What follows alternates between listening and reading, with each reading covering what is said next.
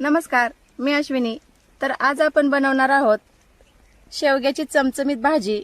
अगदी भूक नसताना सुद्धा 2 चपात्या जास्तच खाल.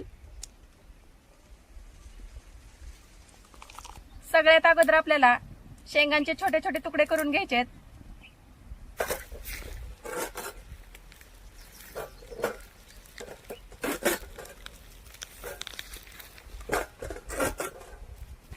या साईज मध्ये सगळ्या शेंगांचे आपल्याला तुकडे करून घ्यायचे आहेत.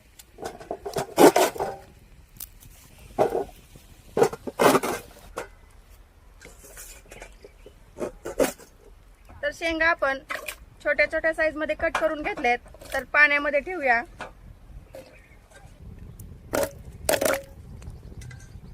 तर सगळ्यात अगोदर आपल्याला मसाला बनवून घ्यायचा आहे.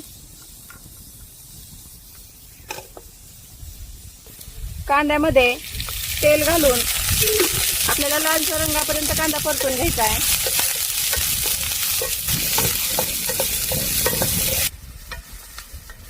कांदा परतत आलाय. खोबरं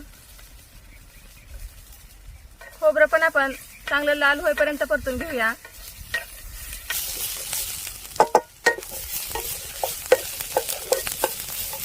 कांदा आणि खोबरं परतत आलंय. आलं आणि लसूण, त्याचबरोबर थोडीशी कोथिंबीर बारीक करून टाकायची आपल्याला. आणि कोथिंबीर घालून 1-2 मिनिटं सगळं मटेरियल आपण परतून घेऊया.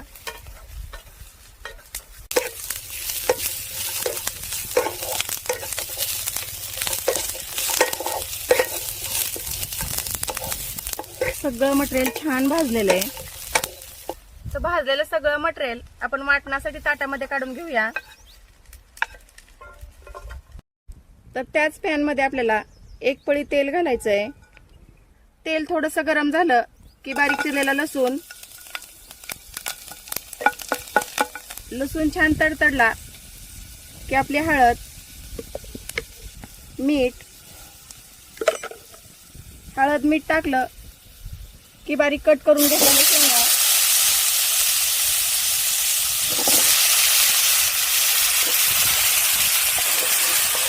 छान परतून घेऊया आपण.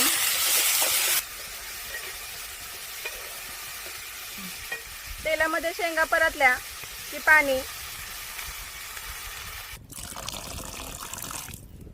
थोडीशी कोथिंबीर. तर या ठिकाणी आपण कोथिंबीर घालून शेंगा शिजवून घेऊया.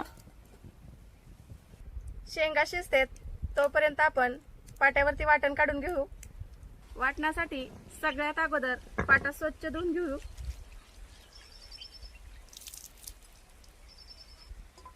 तर पाट्यावरती गरमच वाटण आपल्याला काढायचं आहे.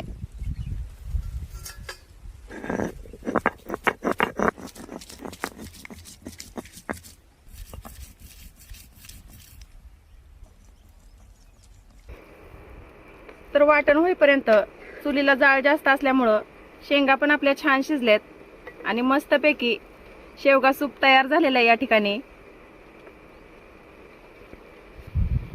तर एका पातेल्यामध्ये आपण काढून घेऊया. आणि तुमच्या घरात जर लहान मुलं असतील किंवा सर्वच जण शेवगा सूप सुद्धा असं पिऊ शकता. शरीरासाठी पण चांगलं असतं आणि प्यायला पण खूप छान लागतं. तर याच पॅन मध्ये आपल्याला भाजी बनवण्यासाठी 2 पळी तेल घालून घ्यायचं आहे. तेल अगदी आपल्याला कमी लागतं. शेवगा सूप तर तयार झालंय, पण भाजी बनवण्यासाठी त्याच पॅन मध्ये आपण 2 पळी तेल घातलंय आणि तेलामध्ये पाट्यावर वाटलेलं वाटण चांगलं परतून घ्यायचं आपल्याला. आपल्या मसाल्यात जास्त तेलाची गरज नाही. कमीत कमी तेलामध्ये 1 नंबर तरी येते. 1-2 मिनिटं वाटण चांगलं परतलं की आपली रानातल्या किचनची गावरान धना पावडर अर्धा चमचा, त्याचबरोबर आपला काळा मसाला 1.5 चमचा. नाव जरी काळा मसाला असला तरी आपल्या मसाल्याचा कलर हा डार्क चॉकलेटी आहे. तर या ठिकाणी तुम्ही बघू शकताय आपण तेलाचा वापर अगदी कमी केलाय, त्याच्यामुळे वाटण आपलं खाली लागायला लागलंय. तर जसं आपण नॉनव्हेज बनवताना मटन सूप टाकतो तसंच आपल्याला शेवग्याचं सूप टाकायचं आहे.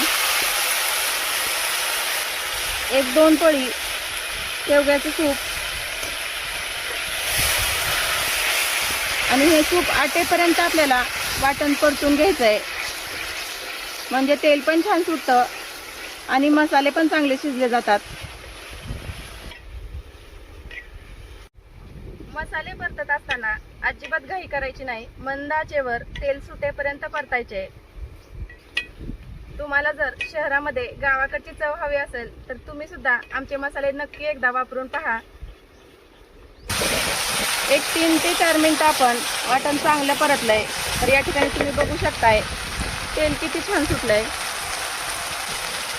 तर आता आपल्याला तूप आणि शेंगा पॅनमध्ये घालून घ्यायचे आहेत.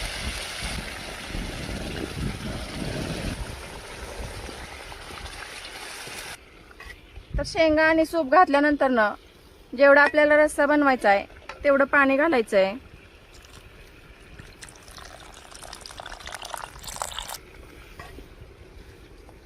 जाळ कमी करूया आणि मंद आचेवर भाजीला उकळी येऊन देऊ.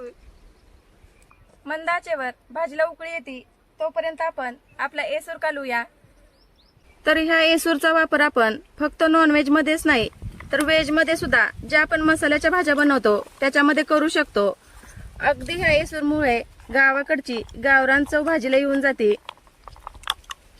हा पातळ करून घेतलेला एसूर आपल्याला उकळलेल्या रश्श्यामध्ये सोडून द्यायचा आहे. 5 ते 7 मिनिटं मंद आचेवरच आपल्याला भाजी चांगली उकळून घ्यायची म्हणजे एसूर शिजला जातो.